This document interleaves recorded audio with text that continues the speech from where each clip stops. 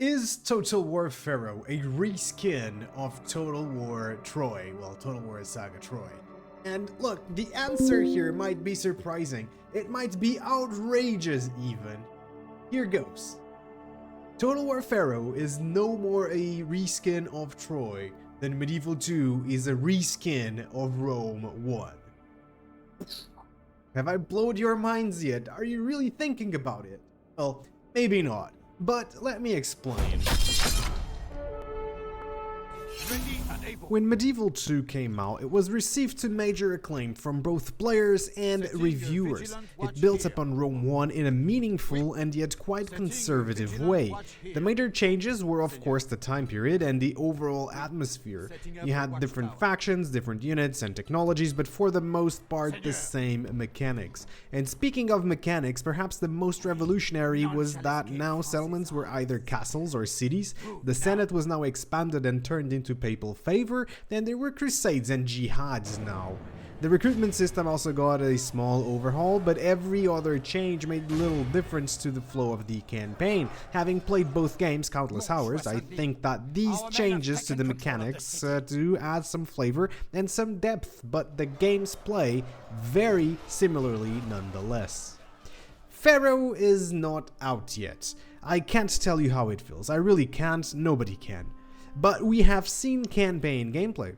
Enough for me to tell you that the mechanics introduced in Pharaoh will make it play quite differently. Perhaps the most significant change is the Bronze Age collapse mechanic. But not far behind we have other things like the Sea People invasions, royal courts and court positions. You can become the Hittite king or the pharaoh. You have civil wars, of course. You can build outside of settlements in set positions. There's a labor system and more stuff that I really can't recall right now. There's just so much. From Pharaoh's campaign gameplay showcase, these mechanics will change the game more than the changes brought in by Medieval 2. Now, these changes aren't necessarily good, some sound cool, some could have been done better, but it's kinda hard to tell without having played the game just how good the changes will be, and that's not the point of this video. However, this comparison doesn't really answer the question.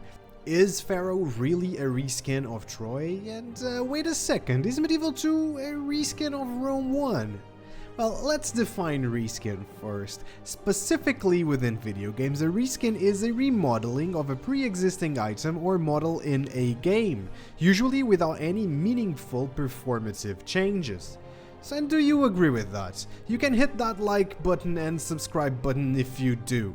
Okay, great. First off, at some point in the gameplay reveals, Pharaoh looks so similar to Troy that I'm not even sure we can qualify it as a reskin, as the skin is very much the same.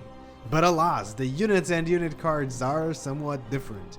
Okay, I'm being harsh, I know, there's other differences of course. But still, according to the definition we've just agreed upon, and I hope you have agreed to it and hit the like and subscribe buttons, then both Pharaoh and Medieval 2 have meaningful performative changes as the new or enhanced mechanics alter the gameplay in a meaningful way, even if at different degrees.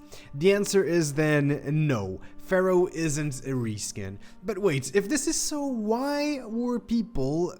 okay, excuse me. Why are people... Wait, one more try. Why are the historical Total War players so up in arms about it looking like Troy? Being a reskin isn't necessarily a bad thing. I think we can all agree to that. It can be a good thing if the source game was amazing. I'm pretty sure that when most of us say, oh, but my reskin, we're just exaggerating to make a point because of Troy. And Troy, well, frankly, Troy was a mess. It definitely gave historical Total War players PTSD. On paper, Troy sounded great. Lead the great heroes of Homer's Iliad in a more grounded Total War game. But for me, it just felt somewhat soulless. The visuals were there, but the battles weren't good, the campaign map too open, single entity generals, and then the developers doubled down on the more arcade and fantasy elements with the Mythos DLC. It was way more Warhammer than Three Kingdoms. Essentially, Troy wasn't what the historical community wanted. In fact, it signaled everyone Total War was going in the opposite direction despite being made to also cater to the historical community, and as time went on, CA just forgot about the historical fanbase with the release of the Warhammer DLC, you know, the Mythos one. That was the last straw, for many of us anyway. Pharaoh was announced 3 years after Troy came out, but all that had happened wasn't water under the bridge. On the contrary, once players saw that Pharaoh looked a lot like Troy, it brought old memories back. Poorly balanced battles, bland campaigns, single entity heroes, stacking stat modifiers, pulling letters out of the arse. You know, generally unpleasant things for the historical community. Certainly unpleasant for me. Like and subscribe if you think pulling a ladder out of your arse isn't pleasant. Of course, that the planned DLCs, cosmetic DLCs, and the pricing of Pharaoh did not help at all. In my honest opinion, Pharaoh doesn't look that bad. But it simply isn't what I wanted. We can talk about that in a future video. So what do you think? Is Pharaoh a reskin? Is it not? Is it a bad thing, really, if it is? Well, let me know in the comments below. I think we all know the answer to this question, but let me know what you actually think about Pharaoh in a very much not censored way. I don't really care if you love it, if you hate it. I just want to know if you do and why.